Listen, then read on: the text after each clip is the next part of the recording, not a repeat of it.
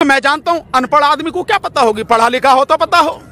अगर पढ़े लिखे प्रधानमंत्री होते तो जो आपसी सहमति वाली बात है जो कल उन्होंने कही कि किसान जब चाहे एग्रीमेंट से बाहर हो सकता है। प्रधानमंत्री जी मैं बता रहा हूं, आपके लॉ मिनिस्टर है ना रविशंकर प्रसाद, जरा उनके सामने कानून की किताब रख के उनको कहना बता यार क्या है इसमें। उसकी धारा 11 में लिखा है प्रभु कि इसमें इस एग्रीमेंट को केवल आपसी सहमति से ही बदला जा सकता है या उसे खत्म किया जा सकता है। किसान नहीं कर सकता अकेले, ना व्यापारी कर सकते। रविशंकर प्रसाद ये भी कह रहे हैं कि किसानों के अलावा अगर कोई दूसरा आंदोलन जाएगा तो उसके ऊपर कानूनी कार्रवाई कर लो ना, हम करें सीना ठोक के करके लगाओ धारा, तुम्हें पता अरे होने से क्या फर्क पड़ता है यार, मैदान जंग में है यार, इनसे कौन घबराता है। 1998 में मेरे पास मुकदमा, मेरे खिलाफ मुकदमा हुआ 21 साथियों के खिलाफ, 5 साल बाद सरकार ने वापस ले लिया। इससे क्या फर्क पड़ता है? क्या इस मुकदमे के डर से हमें वकीलों को डराओगे? तुम्हें शर्म आनी चाहिए। वकील अगर डर गया तो फिर कैसे काम चलेगा? जितना तुम में दम हो, आपके माध्यम से चेतावनी दे रहा हूं, प्रधानमंत्री जी तुम में, तुम्हारे लॉ मिनिस्टर में, तुम्हारे गृह मंत्री में जितना दम हो उतनी कोशिश कर लो, जितने चाहो मुकदमे लगा दो, लेकिन तुम हमें इस आंदोलन का हिस्सा बनने से, इस आंदोलन में संघर्ष करने से, अपने साथियों के साथ खड़े होने से नहीं रोक सकते। हम जीवन के अंतिम सांस तक लड़ेंगे। ना कानून हम क्या समझे? कानून तो मोदी जी समझे। जो मोदी जी ये कह रहे थे ना कि भाई इसमें किसान की फसल अगर बर्बाद हो जाएगी तो किसान की फसल बर्बाद होने पर भी व्यापारी किसान को उसकी कीमत देगा। मोदी जी जरा मैं तो आपको याद दिला दे रहा हूं, ये गन्ना किसान देश भर के, इनका 15,683 करोड़ 15,683 करोड़ पिछले 2 साल से पड़ा है। इसमें 12,000 करोड़ पिछले सालों का है, बकाया अब का नए साल का। आप ये नहीं दिलवा सके अभी ने, आप अभी तक ये नहीं दिलवा पाए, तो आप जो बाकी और चीजें कर रहे हो, भड़काने और ये वाली बातें, उनका कोई मतलब नहीं। पहले तो आप 2022 में मिलेगा ना सर? किनको? सब कुछ 2022 में सारी योजनाएं सरकार, हाँ मिलेगा। 2022 में जब मोदी जी की सत्ता जमीन से उखाड़ के फेंक देंगे तब जरूर किसानों को मिलेगा, पक्का मिलेगा। प्रधानमंत्री ने आज एक बात और कही, कल उन्होंने कहा कि दिल्ली में कुछ बैठे लोग मुझे लोकतंत्र पढ़ा रहे हैं। अरे आपको तो कुछ पढ़ाने की जरूरत नहीं है, आप तो पेट में ही पढ़ के पैदा हुए थे, क्योंकि 35 साल तो आपने जो भीख मांग के खाया है नहीं है, और पता नहीं कब आपने चाय बेची, कब आपने MA और BA कर ली। जो गृह मंत्री इनकी डिग्री दिखा रहे दिल्ली यूनिवर्सिटी की। तो ये जो सारी चीजें हैं, लोकतंत्र हमें पढ़ाने की या आपको पढ़ाने की जरूरत नहीं है। आप जानते नहीं हैं, और आप क्योंकि तानाशाह हैं और इस देश में आप राजतंत्र स्थापित करना चाहते हैं, इसलिए आप संविधान और लोकतंत्र की हत्या कर रहे हैं। अगर आप लोकतंत्र जानते आपके हिसाब से, जैसा आप कह रहे हैं, तो आप लोगों की बात सुनते, लोगों के बीच आते, उनके दुख दर्द को जानने की कोशिश करते। कोरोना में जब लॉकडाउन था तब आप पिछले दरवाजे से कानून लेके आए। आपने किसी किसान से, आपने किसी किसान संगठन से और राज्यों से कोई आपने सलाह मशवरा नहीं किया। आपने सर भी झुका रहे हैं, हम 4 बार जोड़ लेते हैं, कोई बात नहीं, हम भी हाथ जोड़ लेते हैं। प्रभु हम भी आपको हाथ जोड़ रहे हैं कि अपनी गलती को मानो और कानून वापस ले लो। बिल्कुल प्रधानमंत्री, नहीं पैर की छुएंगे ऐसा थोड़ी है, पैर छुए बिल्कुल नहीं छुएंगे सर।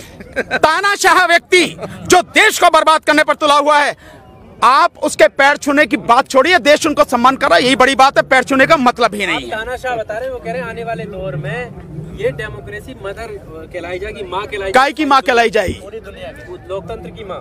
तो अब ये बताने की जरूरत है, ये लोकतंत्र की माँ है। भगवान बुद्ध के जमाने में जाओ, गणतंत्र पढ़ा है, मुझे मालूम है कि आपको इतिहास की जानकारी कुछ भी नहीं है।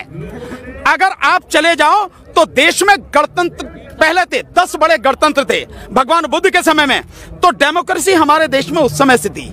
ये तो आप जैसे लोग जो आए, जिन्होंने जाति के नाम पे, वर्ण के नाम पे, धर्म के नाम पर इस देश को बर्बाद किया, तब जाके ये सारी चीजें हुई हैं। वरना इस देश में लोकतंत्र बहुत पहले से था, तुम्हें बताने की जरूरत नहीं है।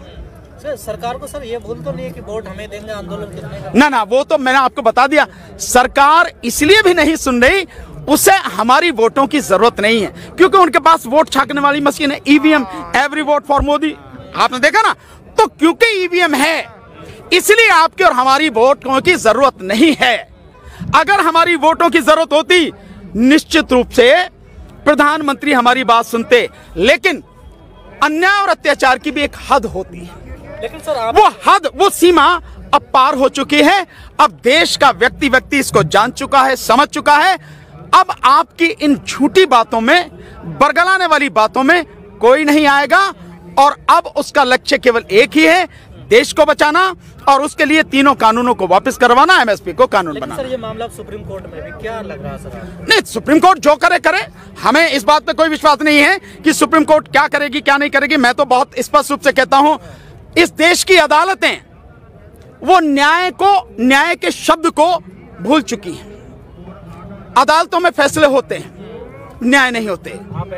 बिल्कुल एडवोकेट हूं, तभी बता रहा हूं आपको, तभी कह रहा हूं मैं। जितने लोग जेल में पड़े हैं, 60% वो लोग हैं जिन्होंने कोई गुनाह नहीं किया है। जेलों में जाके देखिए आप, जो उन पे सर्वे होते हैं, रिसर्च आती हैं, उन रिसर्च में जाके देखिए आप। अगर अर्नब गोस्वामी की बेल की जो एप्लीकेशन आती है, उस एप्लीकेशन में खामियां होते हुए भी सुप्रीम कोर्ट तुरंत उसको जो अगले दिन सुनती है। लेकिन अगर भीमा कोरे गांव के जो लोग हैं, उनकी एप्लीकेशन आती है इस बात के लिए भी कि इन्हें कम से कम मेडिकल सुविधाएं तो उपलब्ध करा दो, सुप्रीम कोर्ट के पास सुनने को वो समय नहीं है। और कहती है नीचे जाके आप जवाब सुनो। क्या माना जाएगा इसको?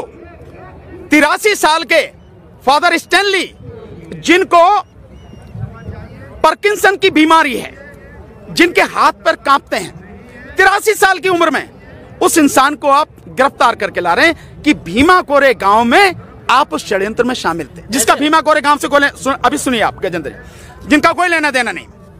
जो वरवरा राव हैं, तमिल कवि, वो 82 साल की उनकी उम्र है, खाट में पड़े हैं, चल भी नहीं सकते हैं, आप उनको जेल में बंद करके रखे हुए हैं। जो एक बहुत बड़ी वकील रही हैं, सुधा भारद्वाज, विदेशों में पढ़ के आई, लेकिन छत्तीसगढ़ जैसे आदिवासी इलाके में जाके उन्होंने आदिवासियों के लिए काम किया।